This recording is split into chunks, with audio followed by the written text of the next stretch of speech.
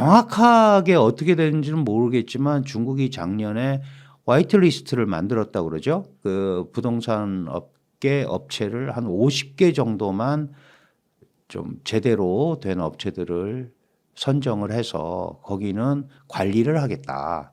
이제 이런 거를 보여줬고, 그러나 과거와 같은 부동산 경기 활성화를 위해서 대량의 자금을 집어넣지는 않겠다. 경기부양 자금을. 이거를 이제 누차 선언을 했고, 실제로 미세한 조정은 계속했지만 대량의 경기부양 자금을 집어넣는 것들은 하지 않았어요. 그러니까 이제 시장에서도 그렇게 보는 거죠. 아, 중국 정부가 기존에 지금 있는 이 시스템, 이게 해결되기 전까지는 새로운 거를 하려고 하지를 않는구나라는 생각을 하는 것 같아요. 원래 이제 중국은 그 중고 시장은 잘 안 쳐주던 시장이에요. 무슨 얘기냐면 그 기존 주택 거래가 원래 많지 않았어요. 땅이 넓고 그러니까 잘 기획을 하면은 새 걸 짓잖아요. 그러면 새 거를 많이 샀는데 새 거에 대한 투자가 안 일어나잖아요. 그러니까 기존 주택 거래가 오히려 더 많이 일어나는 이런 상황이 되고 있고, 아파트를 졌는데 분양이 안 되니까 그러면 새로운 투자가 들어올 리가 없잖아요. 그래서 빈집이 많은 거예요. 뭐 1억 채다, 8천만 채다, 뭐 6천만 채다. 중국 정부는 우리가 조사해 보니까 800만 채다. 막 이러고 있는 거죠. 그런데 문제는 어쨌든 그거를 누가 가서 살아야 되잖아요. 근데 그거를 안 하는 거예요. 그럼 안 사는 이유가, 가장 큰 이유가 내가 저 집을 자본 영끌, 우리가 소위 얘기하는 뭔가를 대출을 받아서 사고 싶은데, 그러면 내가 앞으로 내 지위가 승진을 하고 내가 돈을 더 많이 벌고 이런 계획이 있어야 되잖아요. 근데 그거가 지금 자신이 없는 거죠. 중국 경기가 안 좋으니까. 그러니까 그게 안 일어나는 거예요. 지금 중국 정부가 그러면 이거를 대출 한도를 풀고, 그다음에 뭐 첫 번째 주택, 두 번째 주택 살 때 다 상한선 뭐 이런 게 있었어요. 그런 것도 굉장히 낮추고, 우리가 소위 얘기하는 선수금, 이것도 액수도 굉장히 낮추고 했는데도 생각만큼 경기가 안 일어난단 말이죠. 말씀드린 그런 이유로 미래에 대한 자신감이 없는 거예요.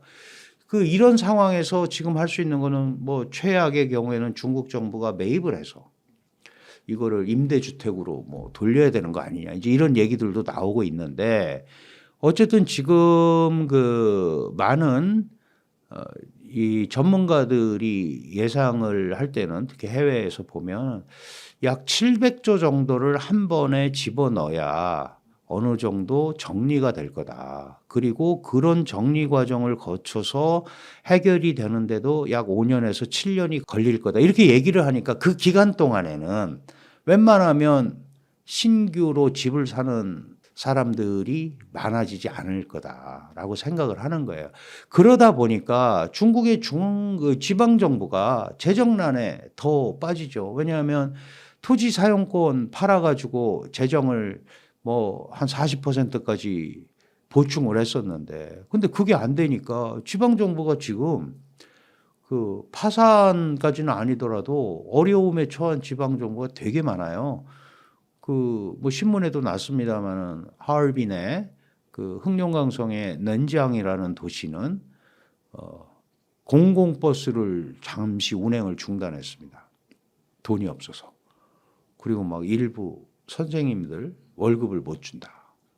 지방 공무원들. 뭐 이런 얘기가 나오고 있는 거 흉흉한 거죠. 그 지방정부가 그럼 먹고 살아야 되잖아요. 그 중앙정부가 돈을, 재정 자립도가 다 있는 게 아니니까 돈을 중앙정부가 줘야 되는데 한없이 줬다가 이게 밑빠진 독에 물 붓기가 될 수도 있기 때문에 자구책을 자꾸 마련하라고 또 얘기를 하는 거예요. 근데 지금 지방정부 그 재정이 얼마나 마이너스가 됐냐면, 뭐또 정확한 통계는 아니에요. 뭐 7,900조 정도 된다. 우리나라 예산이 지금 600조인데 7,900조인데 우리 돈으로 7,900조인데 이게 그림자 금융은 뺀 거예요. 그 그림자 금융까지 들어가면 뭐 1경 뭐 몇천 조, 2경 경으로 가는 거죠. 조 단위가. 그러니까 이게 이런 식으로 가서 이 해결이 되기가 굉장히 어렵지 않습니까? 지금 상황이. 그러니까 부동산은 이런 메시지를 주고 이제 안정을 시키면서 가야 되는데, 그러면 이제 이런 걸 안정시킬 수 있는 방법은 경기가 잘 돌아간다는 걸 보여줘야 되잖아요. 그러면 제일 중요한 게 국제 경기가 일단 살아나야 되고, 그러면 중국의 특기인 제조업 역량을 발휘해서 수출을 하고, 그러면 기업이 돌 거 아니에요? 그럼 신규 취업도 나오고, 이제 중국이 제대로 국제 시스템하고 같이 가는구나. 아직 여전히 그 제조 능력은 있으니까, 그러면 그런 또 투자, 해외 투자도 들어오고, 그럼 가처분 소득이 생길 거고, 이런 게 소위 우리가 얘기하는 양성 순환이란 말이죠. 그럼 허들이 너무 많은 거예요, 걸리는 게. 그러니까 중국 정부가 지금은 약간 어정쩡한 상태에 중국도 바라보고 있는 거죠. 그런데 우리가 생각하는 것만큼 중국 정부가 탁 이렇게 작전을 짜서 하면 착착착 과거처럼 뭐 이렇게 가는 그런 패턴을 중국에서 앞으로 기대하기는 쉽지가 않을 것 같아요. 그렇다고 하더라도 분야별로 다를 것 같아요. 중국이 좀 전략 산업으로 생각하는 분야와 그렇지 않은 분야는 차별화가 있을 거고, 그런 데 대해서는 정부 자본도 들어갈 거고, 그러니까 주식 시장도 양극화될 수밖에 없는 거죠. 정부의 어떤 흐름, 투자에 의해서 움직이는 데는 그 어느 정도 흐름을 가지고 갈 수 있고, 그렇지 않은 데는 어려움을 겪을 거고. 그러니까 우리가 중국이라는 경제 시스템을 보면서 범하는 이제 실수 중에 하나가, 중국이 12,000불 정도의 소득이다 그러는데, 사실 어디가 12,000불이냐 이렇게 찍어보면 없어요. 연해 지역은 뭐 2만 얼마고 이쪽은 아직도 4, 5,000불이란 말이죠.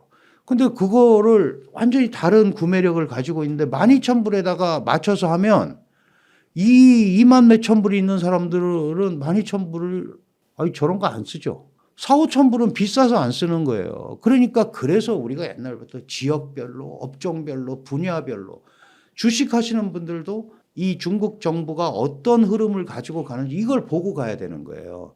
그게 원래 중국의 경제 통계가 가지고 있는 함정입니다. 워낙 크니까 일사불란하게 이게 되지를 않아요. 한국하고 다르잖아요. 우리는 작고 3만 불이다 그러면 유사한, 물론 차이는 있지만 이 시스템이 가능한데 중국은 그게 어려워요. 그래서 시장을 더 세분화해서 쪼개보는 방식을 택해야 된다라고 말씀을 드리고 싶습니다. 그렇죠. 아까 말씀드렸지만 중국의 그런 대형 부동산 기업들은 지금 공사 현장이 굉장히 많고, 그래도 어쨌든 지금 건설을 하고 있어요. 그리고 그걸 기대하는 또 중국의 그 이미 투자한 사람들은 자기 아파트가 잘 완공되기를 바라죠. 근데 그게 만약에 정말 파산이 되고 문제가 생기면 중국 사회가 걷잡을 수 없는 어려움에 처할 수도 있습니다. 그게 이제 우리가 얘기하는 사회 안정을 저해한다는 거죠. 공산당이 볼 때.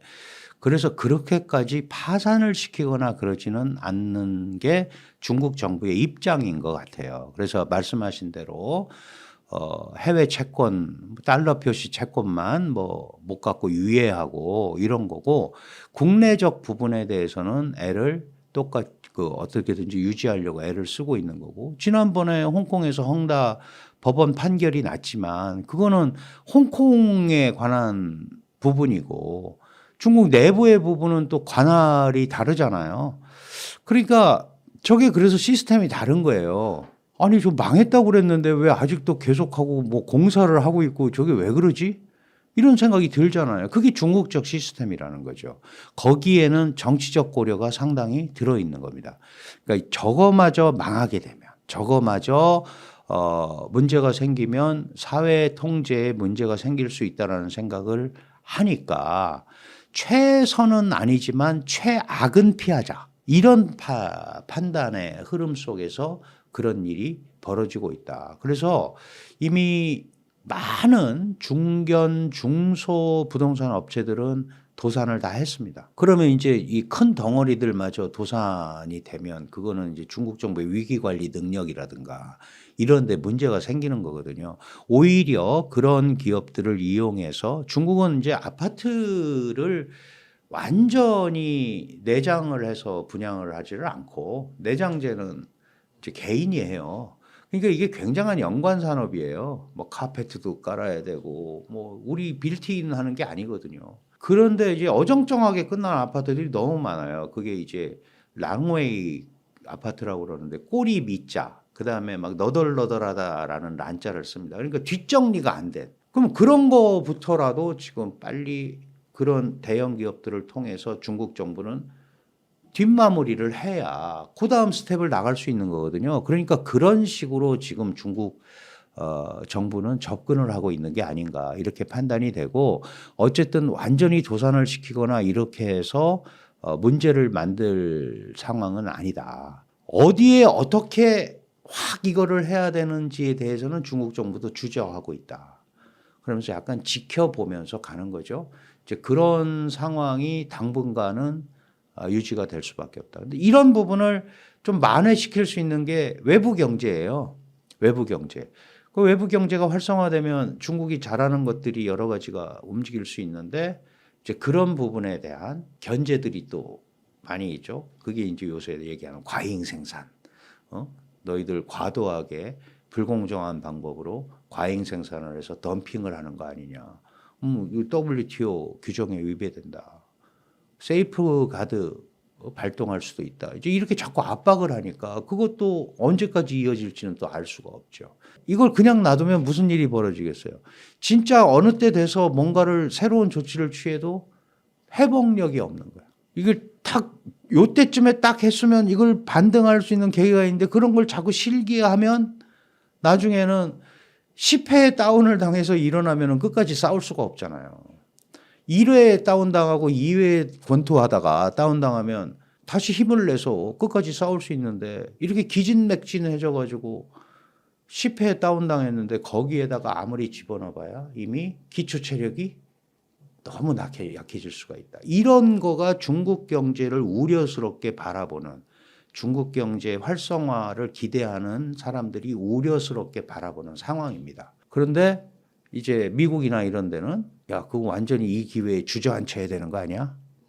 왜 주저앉히려고 하겠어요? 주저앉히면은 미국이나 서방이 짜놓은 시스템에 들어올 수밖에 없을 거 아니냐라는 것 때문에 주저앉힐 거예요. 앉히려고 생각을 하는 거고 중국은 뚫고 나가려고 하는 거죠. 지금 우리가 트럼프 4년도 견뎠고 바이든 4년도 어쨌든 우리가 망했냐 안 망했다 이거죠. 그죠? 뭐 전 세계 150개국이 우리가 제1 무역 파트너 아니면 제2 무역 파트너인데 우리가 경제적 영향력이 더 크지 않냐. 어떤 형태로든 간에 이거를 끌고 가서 미국과 대항을 하고 중국적 흐름을 만들어 가자 하는 게 시진핑 생각이니까 이 중미 간의 어떤 이런 대결 구도도 쉽게 끝날 수 있는 구도가 아니다. 그래서 제가 늘 강조드립니다마는 중미 대결 구도는 변수가 아니다. 상수다. 늘 있다라고 생각을 하고 작전을 짜야 되는 거죠. 디커플링을 하려고 그랬는데 잘 안 되잖아요. 그래서 들고 나온 게 디리스킹입니다. 이제 위험 관리해보자고. 그러면 이제 이런 서로 간에 뭐 그게 몇 년이 될지는 모르지만 이런 과정을 거치면 리커플링을 하지 않을까. 다시 어떤 제한된 범위에서 이렇게 가는 거 아닌가. 저는 이제 개인적으로 그런 생각을 하고 있죠. 이 하나가 내가 완전히 잘못해서 당신 밑으로 가겠소. 또는 내가 지금까지 너무 심하게 당신들을 다뤘어. 이제 안 하겠어. 이렇게 하기는 쉽지 않다는 거죠. 이미 해온 정치적인 그다음에 국제적인 그 고려가 있기 때문에. 그래서 이거를 뭐 약간 완화되고 이런 건 있겠지만 이 갈등 자체가 근본적으로 해소가 되기는 어려울 거다. 갈등이 충돌로 비화되지 않도록 관리하자. 갈등이 있다. 그러나 그게 충돌이 되지 않도록 하자. 서로 알고 조심하면서 가자라는 뜻이거든요.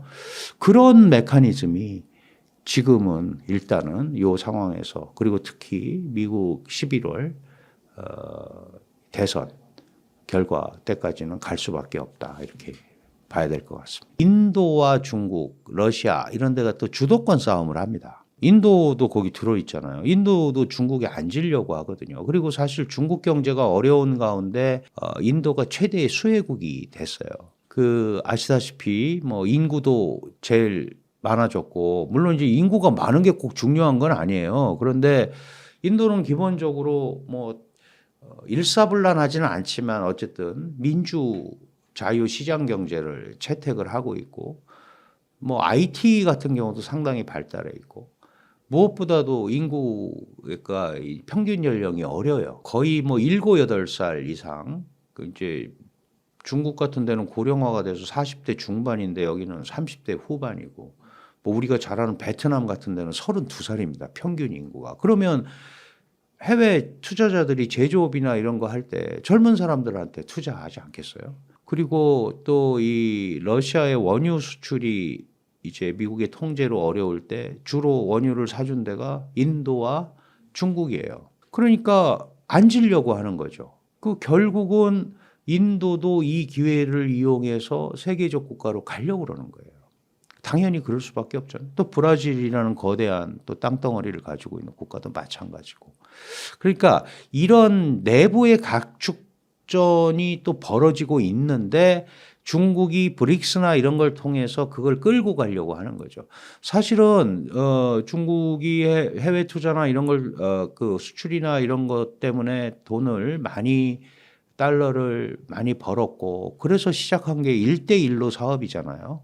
그게 원래는 이제 경제적으로 더 이상 중국 내부에서 발전의 동력을 얻을 수 없기 때문에 시작을 했던 건데 지금은 주요 외교 정책이라고 얘기를 하고 있고 시진핑의 업적으로 계속 선전을 하고 있는 거예요. 그 1대1로 전략을 계속 쓰는데 이제 이런 부분에 대해서도 인도라든가 이런 데는 지나치게 중국 일변도의 흐름으로 가고 그런데 뭐 인도, 브라질 이런 데를 우리를 따라서 같이 가자라고 얘기하는 데 대해서는 당연히 반감을 가질 수밖에 없죠. 중국의 경기 침체가 장기화되고 있다는 이야기가 나오고 있고 뭐 부동산이든 내수 침체든 청년 실업률도 이게 문제 해결이 잘 안 보인다. 현 시점에서 중국 경제 좀 어떻게 진단하고 계신지 궁금합니다. 일본의 30년 장기 불황 초입 90년대 중반 이미 시작됐고 한 3, 4년 지난 상태. 26년 남은 거네요. 아니 그거는 이제 어떤 정책을 펼치냐에 달려 있는 거죠. 일본이 한 20년을 죄송합니다만 닥짓하다가 지난 10년 사이에 회복됐잖아요. 그런 거니까 이제 일본의 교훈을 잘 살리면 중국은 금방 회복될 수도 있죠. 이제 다만 그 분위기다. 일단 가장 큰 건 주택 가격이 2021년 공동부유 시작한 다음부터 지금 만 3년째 올해 상반기도 이미 박살이 나고 있으니까 그게 뭐 저기 뭐죠? 기존 주택 판매 가격이 전년 같은 기간에 비해서 마이너스 7.5인데 이게 평균이거든요.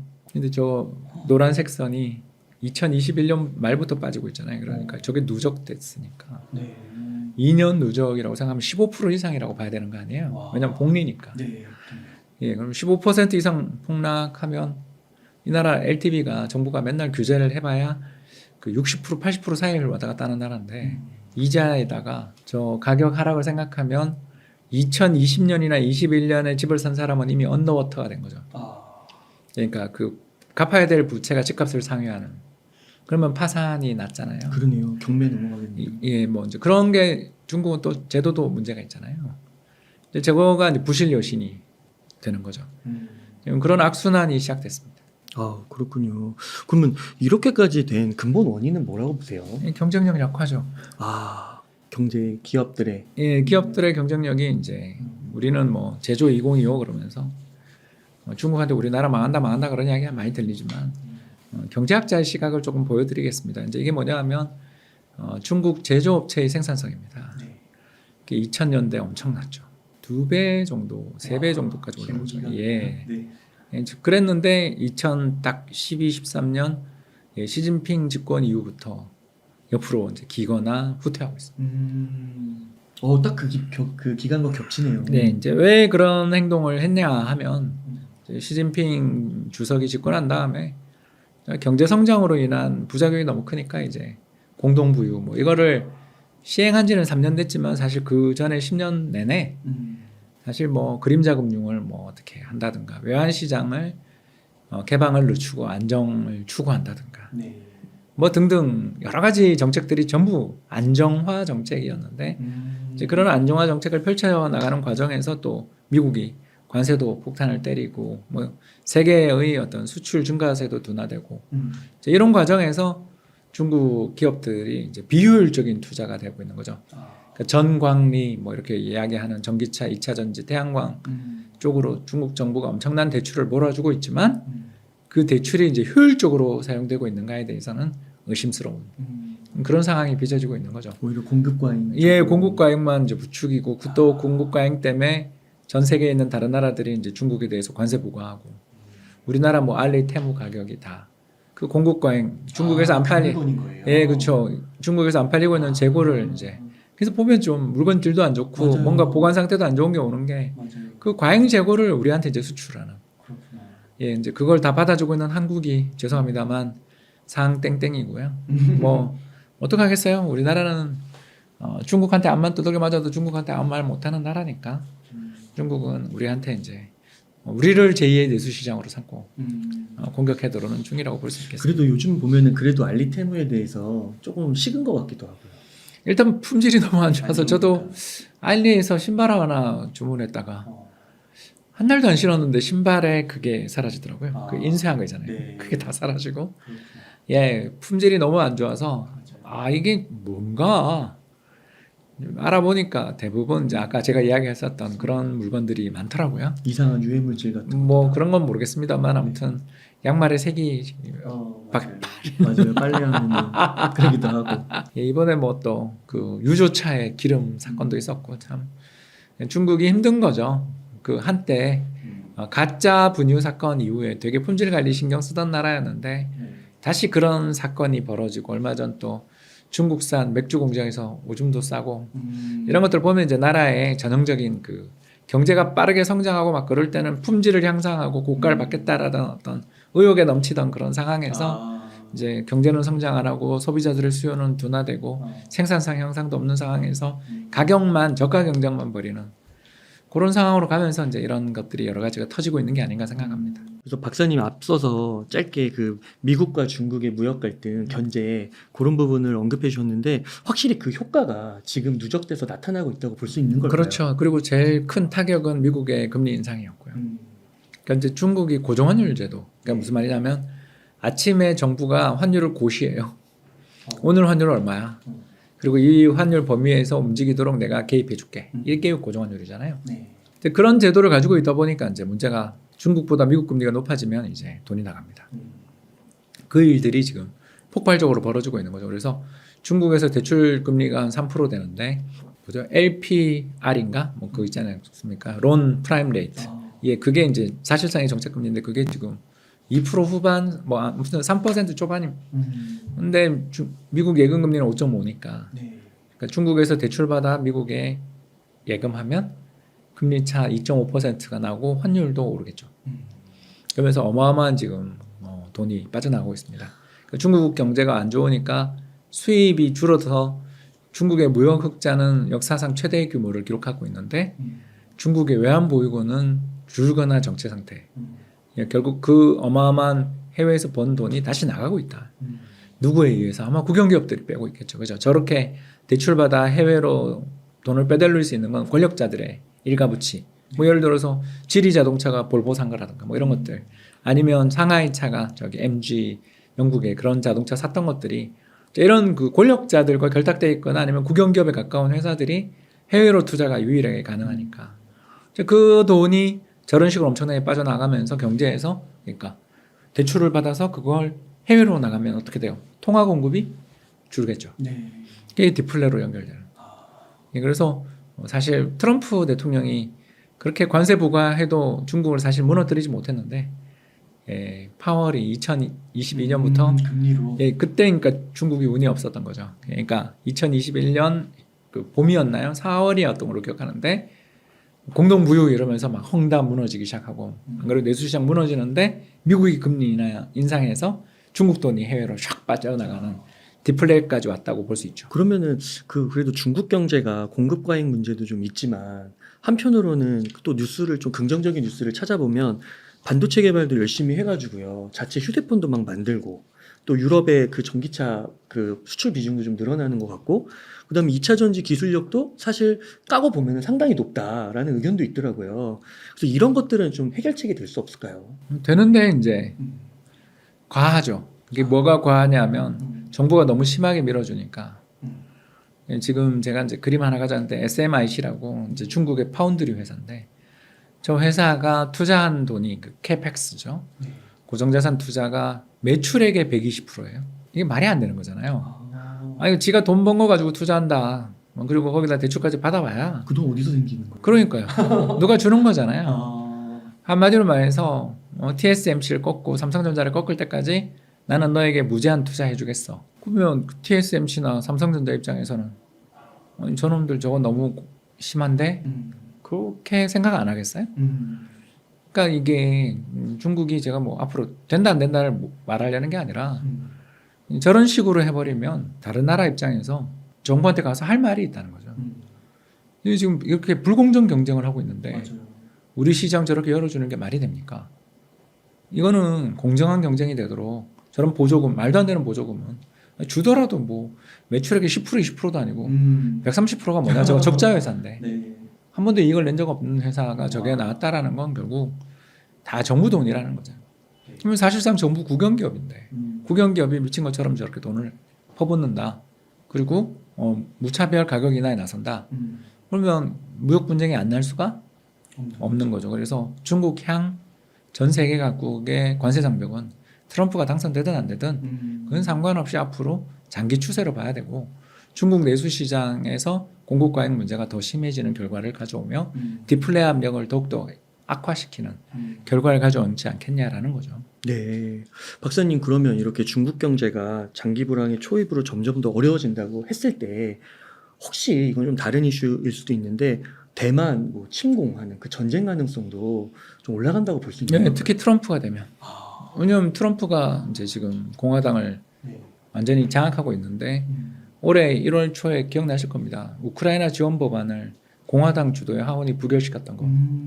그럼 뭐 언제 우여곡절 끝에 금액도 깎고 뭐 다른 조건을 달아서 4월에 우크라이나한테 지원해주면서 우크라이나가 최근에 반격에 성공해서 또 러시아군의 피해가 어마어마하게 발생하고 있다 그러잖아요.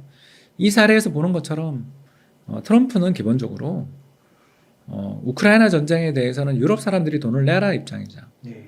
왜냐하면 거기가 침략당해서 평화가 흔들리면 제일 손해를 보는 건 미국 사람이 아니라 유럽 사람인데 왜 유럽 사람들은 돈을 안 내냐. 근데 이 트럼프의 말에 굉장히 미국 사람들이 공감하고 있는 거 아니에요. 그렇지 않습니까? 그러니 중국이 대만을 침공한다 그럴 때 트럼프가 이렇게 이야기할 거거든요. 거기 우리의 동맹국이냐.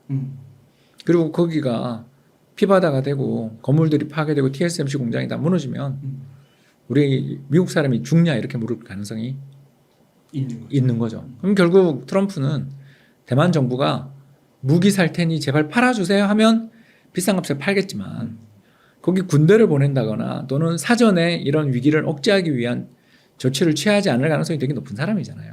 이거가 합쳐지면, 그러니까 중국이 디플레 악순환이 장기화되는 가운데 정치적으로 누가 공경에 몰리고 또 대만을 침공해도 트럼프가 개입 안 할 것 같고 국가의 위신력을 좀 높여서 어떻게든 좀 국뽕을 자극함으로써 자신의 정치적 위기를 해결하려는 사람, 푸틴하고 너무 비슷하잖아요 지금.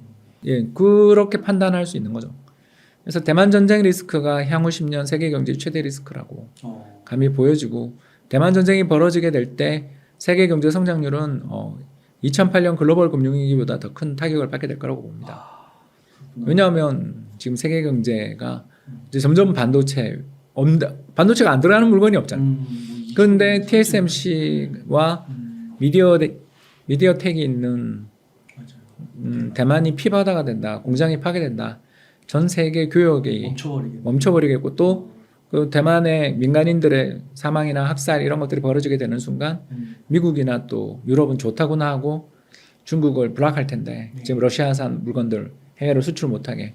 그러면 또 중국이 세계 최대의 제조 국가라서 여기서 발생하게 되는 전 세계적인 인플레이션 문제까지 겹치게 될 수 있어서 세계 경제 성장률은 뭐 자칫하면 10% 떨어질 수도 있다라는 게 이제 블룸버그 이코노믹스의 예측이고요. 저도 뭐 이 전망에 동의합니다. 아, 네.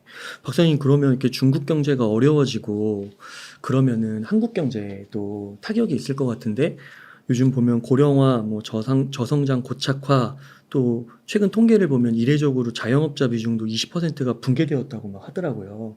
한국 경제에는 좀 어떤 영향이 있을까요? 예, 뭐 중국 때문에 안 좋은 건 아니고 우리가 2021년 부동산 버블 붕괴된 게 지금 이제 악영향을 미치고 있다고 봐야죠. 그림에도 나와 있지만 이제 GDP 대비 가계대출은 이제 저기는 카드까지 포함한 신용을 저기다 넣어놨고요.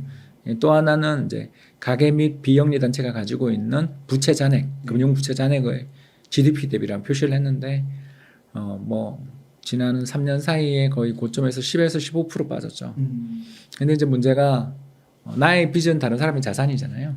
그렇지 않습니까? 저런 식으로 부채가 줄어든다라는 건 결국 누군가 대출을 회수하고 있다는 뜻입니다. 네. 어디? 이금융권이 네. 대출을 회수하고 있으니까. 그로 인한 디레버리지가 중국뿐만 아니라 한국도 지금 사실 그 비슷한 일이 벌어지고 있는 중이니까 내수 경기가 좋을 수가 없고, 그리고 자영업자들의 경기가 어려워지는 건 어떻게 당연한 거죠. 그래서 우리나라가 2024년 뭐 올해 우리나라 성장률 저는 거의 한 3%가 전후로 보는데 작년 1.4%가 올해 3%까지 올라오면 경제가 엄청 좋아 보여야 되는데 관광객들 오시는 데 말고는 좀 이렇게 경기가 핫하다는 느낌 안 들잖아요. 물가까지 고려하면 좀 낮은 것 같기도 해요. 네, 그렇기 때문에 이제 경제가 양극화. 그리고 코스피가 별론데 코스피 200은 잘 가는 그런 시장이 되고 있다고 볼 수 있는 거죠. 네, 그러면은 박사님 그 종합적으로 좀 봤을 때 그 일각에서는 이제 중국이 결국 일본의 잃어버린 30년을 따라간다, 또는 1990년대의 소련꼴 난다, 뭐 이런 의견에 대해서 동의하신다. 예, 동의하는 거죠. 자칫하면 그보다 더 심한 문제를 겪을 수도 있죠. 왜냐하면 그 중국의 베이비붐 세대가 60년대생들인데 이 사람들이 한 4억 5천만 돼요. 근데 이 사람들이 지금 첫째들이 다 65세, 4세에 접어들었잖아요. 근데 이제 모은 돈이, 그러니까 나라는 아직 중진국 문턱에 있는데 노령화는 굉장히 심각한 상황이고, 또 국민연금이라고 하는 중국의 이제 사회보장기금의 적립액이 1인당 얼마더라? 100만 원이었나? 그러니까 이제 뭐 지금은 더 늘었겠죠. 근데 이제 그만큼 뒤늦게 준비를 했고 노후 대책도 안 돼 있는 나라니까 이 문제를 해결하려면 결국 아베노믹스를 해야 되는데 제로금리하고 환율 조작하고 그리고 무제한에 가까운 양적 완화를 해야 되는데, 예, 이걸 주변 나라가 용인할 것이냐, 일본처럼 용인해 줄 것이냐. 왜냐하면 이제 디플레를 수출한다는 이야기니까 그걸 용인해 줄 것인가에 대해서 한번 생각해 봐야 되겠죠.